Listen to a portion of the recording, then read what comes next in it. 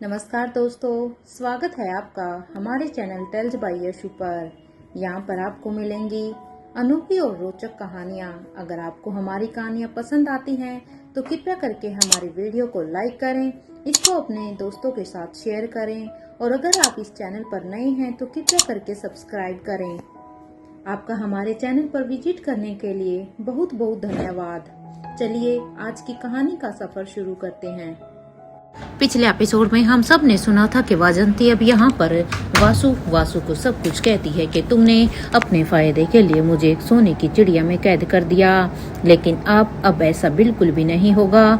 ये सुन अब वाजंती के चेहरे के सारे भाव पल भर में ही बदल जाते हैं। अभी तक उसके चेहरे पर जो आत्मविश्वास था वो अचानक से गायब हो जाता है। उसकी आंखों में हैरानी, डर और गुस्सा एक साथ सब दिखाई देने लगता है। वो धीरे धीरे वासु के पास आती और उसकी आंखों में आंखें डालकर कहती है, ऐसा क्या था तुम्हारे अंदर वासु? हाँ, आखिर ऐसा क्या था जो राजेंद्र को तुमसे इतना प्यार हो गया? मैंने तो सोचा था कि मैं तुम्हारी जगह ले लूंगी, क्योंकि मेरे प्लान के अनुसार सब कुछ ठीक चल रहा था। आर तुम रणविजय तुम्हें वहां से लेकर चले गए थे। मैंने ये सोचा था कि अब मैं उसके साथ अपनी जिंदगी बिताऊंगी। मुझे लगा था कि तुम्हें अपने रास्ते से हटाकर मैं राजेंद्र के दिल में अपनी जगह बना लूंगी, लेकिन आज समझ आ रहा है कि गलती मेरी ही थी। वासु चुपचाप उसकी तरफ देखती रहती है। अब वैजंती फिर कहती है, तुम्हें पता है मैंने तुम्हारे बारे में क्या क्या सोचा था? मुझे लगा था मैं भी अब तुम्हारी तरह बिल्कुल ही खूबसूरत हो गई हूँ। मेरे पास धन दौलत सब कुछ आ गया है। मुझे इन सब चीजों के ऊपर गुमान हो गया था। अरे आज के जमाने में जहाँ पर ये आदमी हम औरतों को अपने पाँव की जूती समझते हैं, इससे ज्यादा कुछ भी नहीं। लेकिन तुम्हें एक ऐसा इंसान मिल गया जो तुम्हें अपने सिर का ताज समझ रहा था।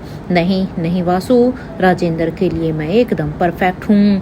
और वैसे भी अब तो मैं भी उतनी ही खूबसूरत हो गई हूँ ना, बिल्कुल तुम्हारे जैसी। तो वक्त आ गया है वासु कि तुम अब अपने पति के पास जाओ और मैं यहाँ पर आ जाऊंगी और राजेंद्र का प्यार सिर्फ मेरे लिए होगा। यही सब सोचकर तो मैं वहाँ से चली जाती हूँ।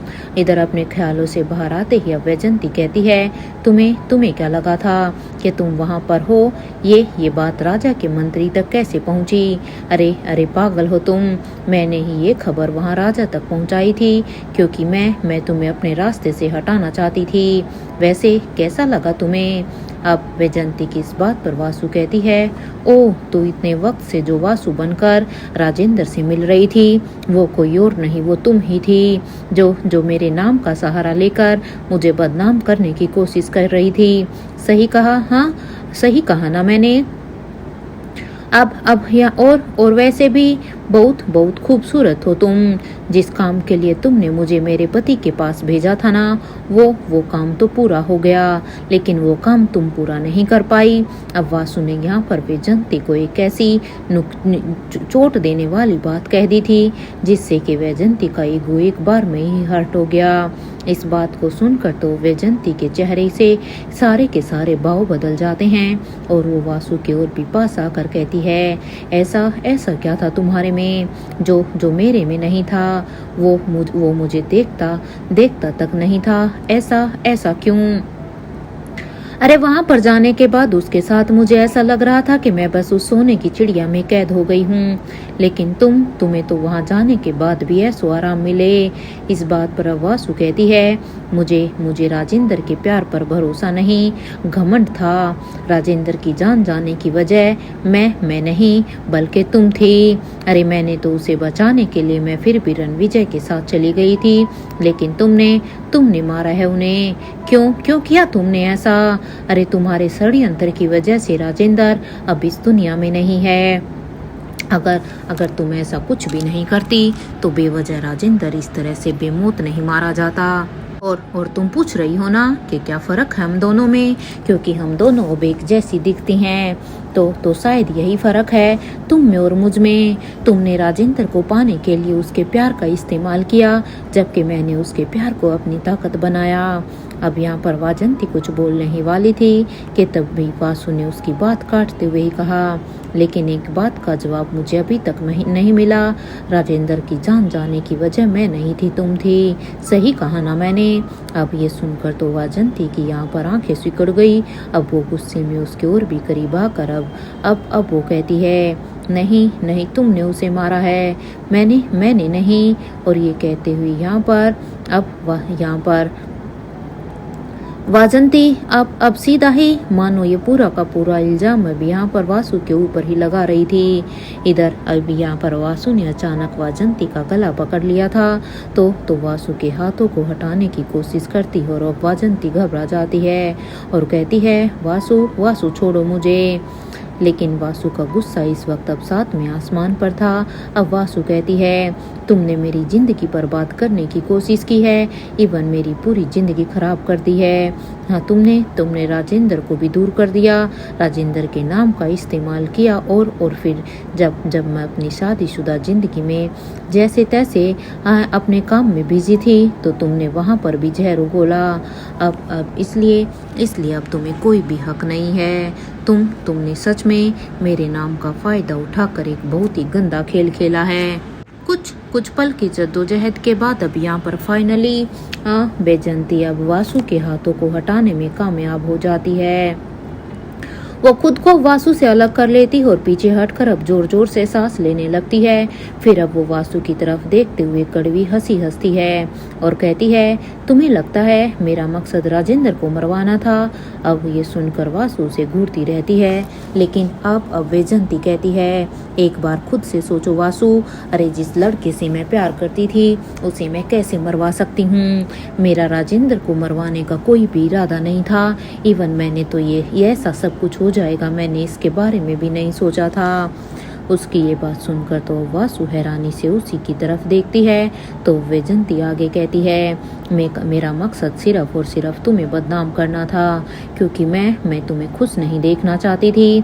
बस मुझे राजेंद्र की जान से कोई लेना देना नहीं था। वासु ये सुनकर तो वासु के एकदम से होश उड़ जाते हैं। तो इधर वैजंती की आवाज में दर्द और गुस्सा भी दोनों था और वो कहती है, लेकिन मेरा प्यार ही मेरे हाथ से निकल गया। अरे जिसे पाने के लिए मैंने इतना सारा षड्यंत्र रखा।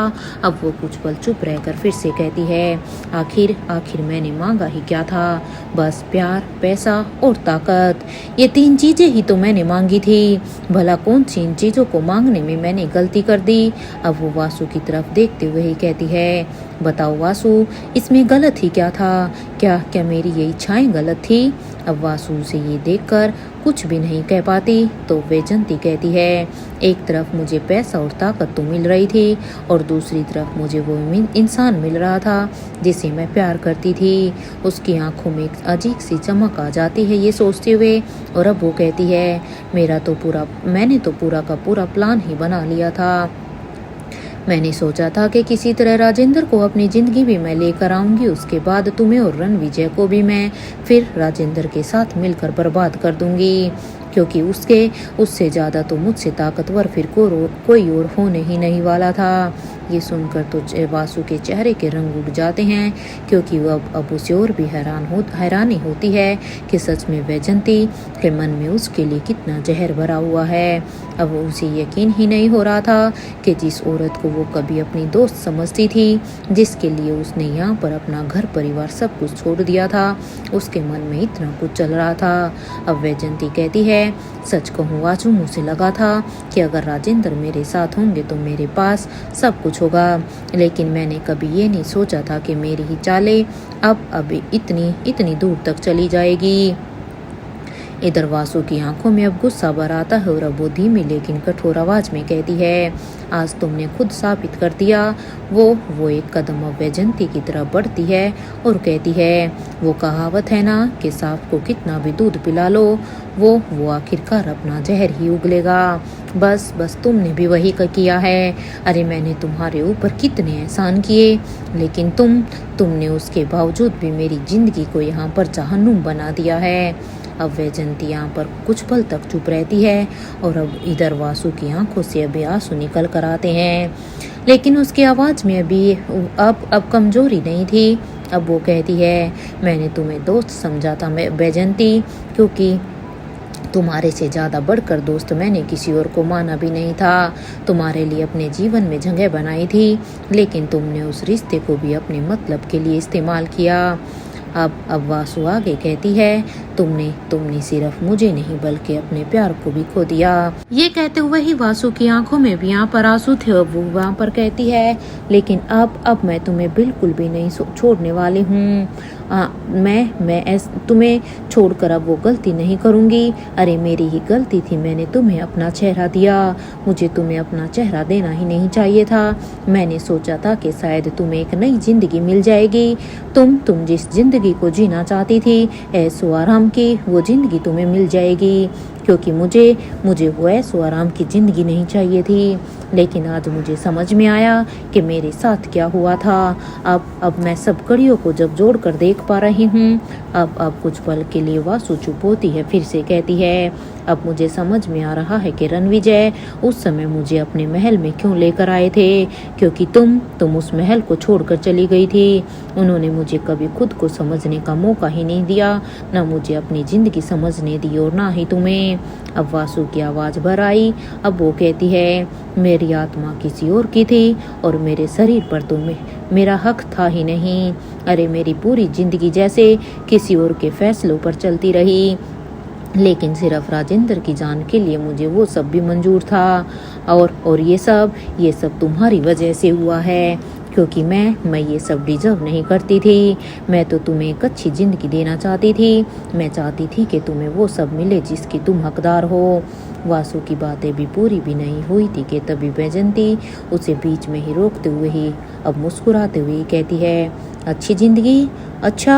अब वो कहती है, मैं अभी भी अच्छी ज़िंदगी जी सकती हूँ वासु, मुझे तुम्हारे किसी एहसान की ज़रूरत नहीं है। और ये कहते हुए उसकी आंखों में अब एक खतरनाक चमक आ जाती है और वो अब कहती है, बस उसके लिए मुझे तुम्हें रास्ते से हटाना होगा। वासु ये सुनकर तो वासु का चेहरा अब कठोर हो जाता है और अब वैजंती कहती है, तुम्हारी वजह से मेरा राजेंद्र मुझसे छीन गया। हाँ, लेकिन कोई बात नहीं, उसे मैं फिर भी पालूंगी। अब ये सुनकर वासु उसकी तरफ हैरानी से देखती है कि आखिर वो अब राजेंद्र को कैसे पालेगी, जबकि राजेंद्र तो अब इस दुनिया में ही नहीं रहा। तो बस यहाँ पर वासु की हैरानी को देखते हुए वैजंती धीमे से कहती है, वो नहीं मिला तो उसका बेटा ही सही। अरे वासु के ये सुनकर तो वासु के चेहरे का ही रंग उड़ जाता है। इधर वैजंती उसके घबराहट देखकर मुस्कुराती और कहती है, क्या हुआ वासु, हैरान हो? और अब आगे कहती है, तुम्हारे साथ रह के मैंने बहुत ही कुछ सीखा है वासु, तुम्हारी बातें, तुम्हारे प्रयोग, तुम्हारा काम, सब कुछ।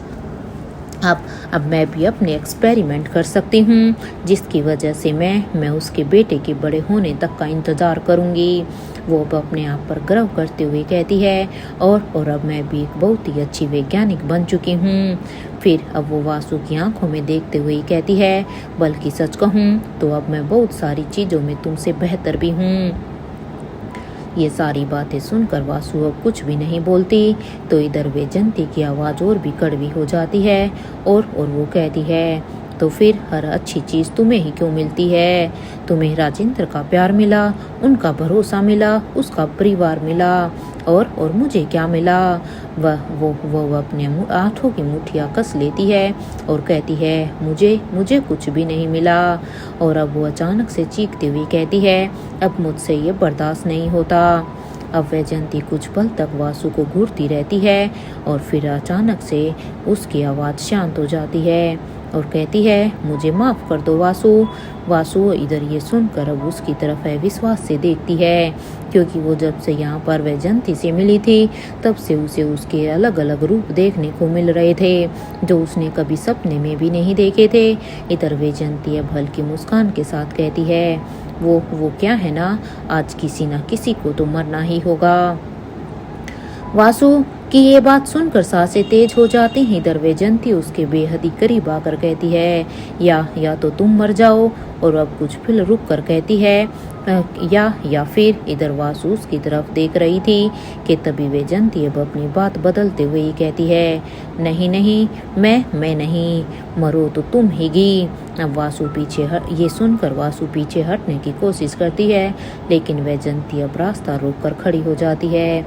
दोनों के बीच में बस कुछ पल की ही खामोशी थी। वो दोनों एक दूसरे के आमने सामने खड़ी थी। माहौल पहले से ही तनाव से भरा हुआ था। तभी अचानक पीछे से एक मासूम सी आवाज सुनाई देती है, माँ। ये सुनकर वासु का दिल जैसे एक पल के लिए रुक गया। वो तुरंत अब उस आवाज की तरफ मुड़ती है तो वहाँ पर छोटी सी अवंतिका खड़ी थी। वासु की नजर जैसे ही अपनी बेटी पर पड़ी तो उसकी आंखें भर आई। उसी समय वैजंती ने भी पीछे मुड़कर अवंतिका की तरफ देखा। अवंतिका दोनों को ही देखकर कुछ पल के लिए उलझन में पड़ गई। उसकी नजर पहले वासु पर गई और फिर वैजंती पर।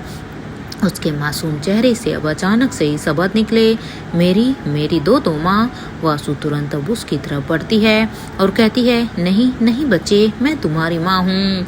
उसकी आवाज में ममता थी, लेकिन वैजंती ये देखकर बिल्कुल भी पीछे नहीं हटने वाली थी। वो तुरंत अब आगे बढ़कर कहती है, नहीं नहीं अवंतिका, मैं तुम्हारी माँ हूँ। और वो अपनी बाहें फैलाते हुए ही कहती है, आ जाओ मेरे पास, अपनी माँ की बात मानोगी ना। अवंतिका भी यहाँ पर कंफ्यूज होकर दोनों को ध्यान से देखने लगती है। एक तरफ वैजंती थी तो दूसरी तरफ वासु थी।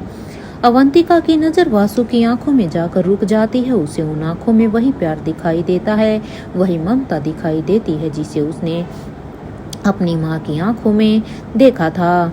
इसलिए बिना कुछ सोचे अवंतिका दौड़कर वासु के पास चली जाती है और माँ कहती है तो और वो वासु से कस कर लिपट जाती है। ये देखकर वासु की आंखों से आंसू निकलने लगते हैं। वो अपनी बेटी को कसकर गले लगाते हुए ही कहती है, मेरी बच्ची। और फिर वो उसे गोद में उठा लेती और उसे प्यार से गोल गोल घुमाने लगती है। और अब अवंतिका यहाँ पर हंसने लगती है। कुछ पलों के लिए जैसे सारी परेशानियां गायब हो गई थी, लेकिन सामने खड़ी वैजंती की आंखों में ये दृश्य देखकर गुस्सा साफ साफ दिखाई दे रहा था।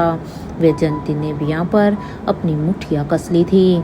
वो बुदबुदाई नहीं। इधर वासु और अवंतिका अपनी ही दुनिया में खोए हुए थे कि तभी अचानक वैजंती गुस्से में उसके पास आती है और कहती है, उसे दूर करो। वासु कुछ समझ पाती कि उससे पहले ही वैजंती ने अवंतिका को वासु की गोद से एक झटके से ही छीन लिया। इधर यहाँ पर ये देखकर अब वासु वैजंती का नाम लेकर चीख उठती है, लेकिन वैजंती के चेहरे पर अब कोई भी भाव नहीं था। वैजंती को यहाँ पर अपनी इंसल्ट साफ साफ होते हुए ही नजर आ रही थी और उसकी आंखों उसे देखकर अब वो यहाँ पर उस छोटी सी बच्ची के ऊपर भी रहम नहीं करती है। वो उसे वहाँ पर अब अपने हाथों में उठाकर वो उसे वहाँ पर वहाँ नदी में वहाँ पर उस पानी में फेंक देती है। ये देखकर तो वासु एकदम से अवंतिका का नाम लेकर जोर से चिल्लाती है। तो वहीं वैजंती ने अब अंदर से आते हुए अब तक रणविजय और विजय को भी देख लिया था, क्योंकि जैसे ही यहाँ पर वासु ने जोर से चीख लगाई तो वो दोनों भी अब यहाँ पर बाहर आ जाते हैं और अब वो जोर जोर से चिल्ला कर रोने लगती है, क्योंकि उसे अब सबके सामने यही दिखाना था कि वो वैजंती नहीं बल्कि वासु है। और वो रो कर कहती है, रणविजय जी देखिए, इस बेरूपिया ने हमारी बेटी को नीचे फेंक दिया, उसने उसे पानी में फेंक दिया। इधर वैजंती की बात को सुनकर जैसे ही रणविजय वहां पर आया तो वहां पर दो वासु को देखकर तो खुद वो भी हैरान हो जाता है। उसे अपनी आंखों पर विश्वास ही नहीं होता कि आखिर उसके सामने दो वासु कैसे हैं। लेकिन अब वो ज्यादा कुछ ना सोचते हुए वो अब सिप के किनारे पर जाकर अब अवंतिका चिल्लाता है। तो वहीं वासु ने कहा, रणविजय, अवंतिका नीचे यहाँ पर। अभी वासु ने इतना कहा ही था कि तभी वैजंती ने पीछे से अपने हाथ में लिए हुए खंजर से अब वो वासु की पीठ पर एक वार कर देती है। जैसे ही वैजंती उसकी पीठ पर वार करती है तो अब वासु की अचानक से एक आह निकल जाती है। लेकिन इसके बाद भी अब वो वैजंती को खुद से अलग करते हुए ही अब वो भी नदी में कूद जाती है। वैजंती अब यहाँ पर रणविजय के पास जाकर वो अब उसे गले से लगाकर कहती है, मुझे मुझे माफ कर दीजिए, ये सब कुछ मेरी वजह से हुआ है। और इतना कहते हुए ही वो अब रणविजय को सारी बातें बता देती है, लेकिन बस एक बात है, झूठ बोलती है कि वो वासु है और वैजंती मर चुकी है। रणविजय ने जब सारी की सारी बातों को सुना तो वो उसकी बातों को सुनकर कहता है, ये क्या हो गया? अरे मुझसे तो बहुत ही बड़ी गलती हो गई है। मैंने एक बेगुनाह को सजा दे दी, क्योंकि यहाँ पर वैजंती ने वासु बनकर वो सारी की सारी बातें बता देती है कि वहाँ पर राजेंद्र के साथ वासु नहीं बल्कि वैजंती थी, जो उसी के हम शकल की थी। क्योंकि अब यहाँ पर रणविजय ने खुद दो वासु को देखा था। अब उसे अपनी गलती का पश्चाताप होता है और अब वो कहता है, सारा की आधा तो उस वैजंती का है। अच्छा हुआ वो अभी मर गई, वो खुद इस पानी में कूद गई। मुझे मेरे पापों का पश्चाताप अब करना ही होगा। देखो वासु, तुम मैं भी यहाँ से कहीं के लिए निकल कर जा रहे हैं। तुम विजय के साथ विशेष चली जाओ, विदेश चली जाओ। मुझे पूरा भरोसा है कि तुम हमारे बेटे को एक अच्छी परवरिश दोगी। और ये सुनते ही वैजंती अब उन्हें रोकने की कोशिश करती है, क्योंकि वैजंती ने सोचा था कि वो रणविजय के साथ अपनी जिंदगी आगे बढ़ाएगी। लेकिन रणविजय ने तो खुद उसके साथ जाने से अब मना कर दिया था, लेकिन वो रुकते ही नहीं है। वो कैप्टन को वो शिप को किनारे लगाने के लिए कहते हैं। इधर कुछ ही देर में वो शिप अब किनारे पर आता है तो रणविजय वहाँ से चले जाते हैं। तो वही वैजंती वे अब विजय के साथ वहाँ से विदेश चली जाती है। इधर राजा इस बात से भी अनजान थे कि उन्हें जाने अनजाने में अपनी पत्नी और अपनी बेटी की मदद की है। वासु के शरीर से खून बह रहा था, लेकिन इसके बाद भी वो बड़ी ही मजबूती से एक हाथ से अवंतिका को और दूसरे हाथ से उस शिप के हाथ को उसने पकड़ा, उस शिप के हैंडल को उसने पकड़ा हुआ था। क्योंकि जब यहाँ पर खुद राजा जब नीचे उतर रहे थे, तो यानी रणविजय नीचे उतर रहे थे, तभी इससे यहाँ पर अवंतिका और वासु इन दोनों को सहारा मिल जाता है। और जैसे ही बोर्ड आता है तो वो दोनों बेहोश हो जाती है। अवंतिका उन्हें रोते हुए ही जगा रही थी। एक बच्ची की आवाज़ को सुनकर अब वहाँ के सिक्योरिटी गार्ड वहाँ पर आते हैं और अब वो कहता है, महाराज शांतनु अभी यहीं पर ही हैं। उन्हें खबर पहुंचा दीजिए, इससे पहले कि वो यहाँ से चले जाएं। ये सुनते ही उनका एक आदमी दौड़कर अब उनके पास जाता है, तो वो देखता है कि यहाँ पर अपना सारा काम करने के बाद वो तो बस यहाँ से जा ही रहे थे कि तभी उनके कानों में आवाज़ आती है, महाराज शांतनु रुकिए। ये सुनते ही अब महाराज शांतनु जैसे ही पीछे मुड़कर देखते हैं तो वो सर्वेंट अब कहता है, क्या सर प्लीज़ आप मेरी बात सुनिए। तो अब यहाँ पर महाराज शांतनु कहते हैं, क्या हुआ है? तो उनकी इस बात पर अब अचानक से अब उस आदमी ने कहा, 6 साल की एक बच्ची रो रही है, मेरे ख्याल से वो आपके दोस्त की बेटी है। ये सुनते ही तो यहाँ पर शांतनु को अब अचानक से यहाँ पर वासु का ही चेहरा ध्यान आता है, क्योंकि उसी की ही बेटी इतनी छोटी थी। इसलिए वो दौड़कर जल्दी से अब अपने बंदरगाह की तरफ जाते हैं।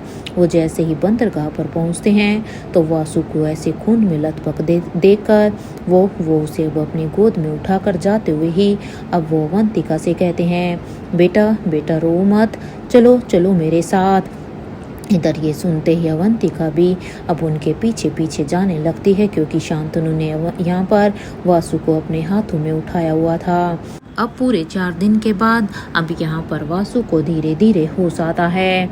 जैसे ही वासु को होश आता है तो वो खुद को एक अनजान जगह पर पाती है जो उसने पहले नहीं देखी थी। ये देखकर अब उसके मुंह से सिर्फ अब अचानक से अवंतिका का ही नाम निकलता है।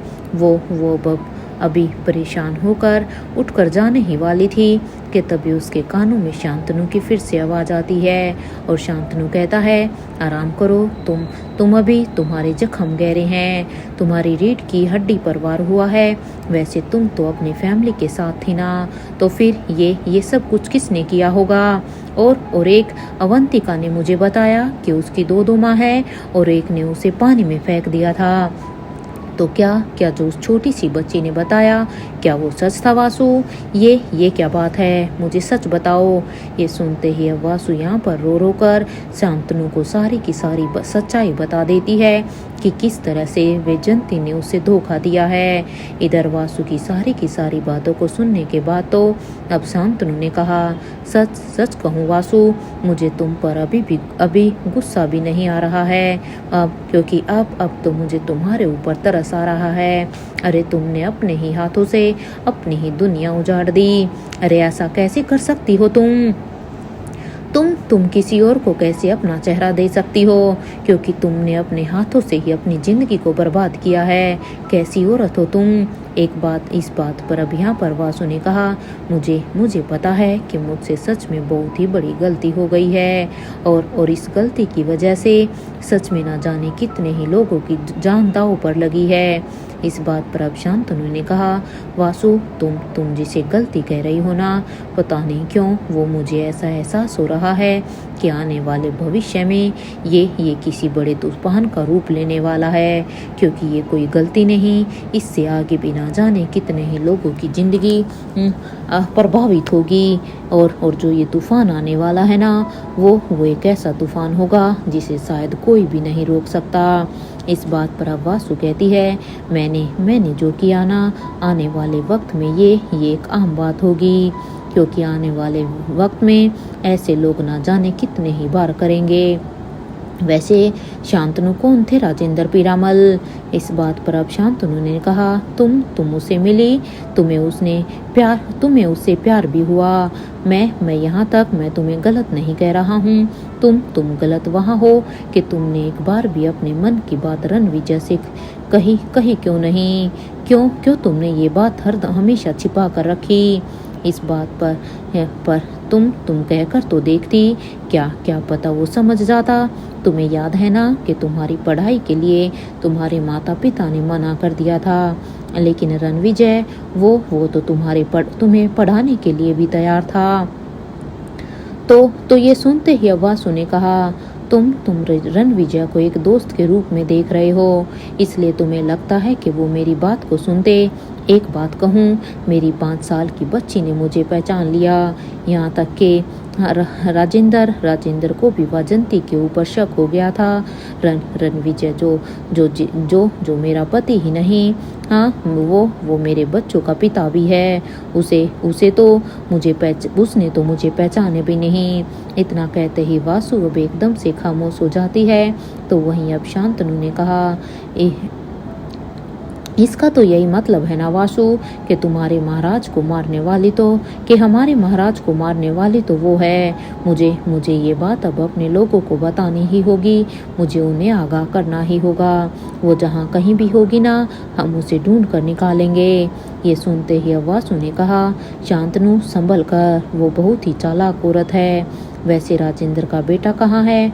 मुझे उसे देखना है। इस बात पर अब शांतनु ने कहा, हमारे महाराज के 2 बेटे हैं और वो दोनों ही मेरे आश्रम में हैं। वैसे मुझे तुमसे कुछ पूछना था, वो तुम्हारी बेटी और सिकंदर तुम्हारे उस गुप्त कक्ष में क्या कर रहे थे उस समय? दोनों ही वहाँ पर हमें बेहोश मिले थे। पहले तो हम उन्हें वहाँ पर बेहोश देखकर डर गए थे।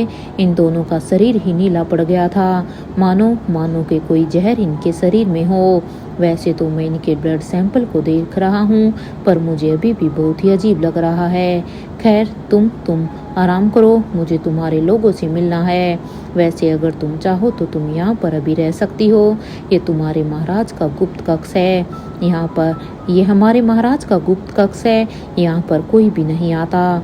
तुम यहाँ पर सुरक्षित रहोगी। और एक बात कि अगर तुम यहाँ पर रहोगी ना, तो उसे बाहर ढूंढने में हमें आसानी भी रहेगी, नहीं तो हम खुद दो वासु को देखकर कंफ्यूज हो जाएंगे। और हाँ, बार बार उठने की कोशिश मत करना, मैं मसाल जला देता हूँ। और ये कहते हुए ही शांतनु वहाँ पर मसाल को जला देते हैं। तो कुछ ही देर में वहाँ पर रोशनी फैल जाती है।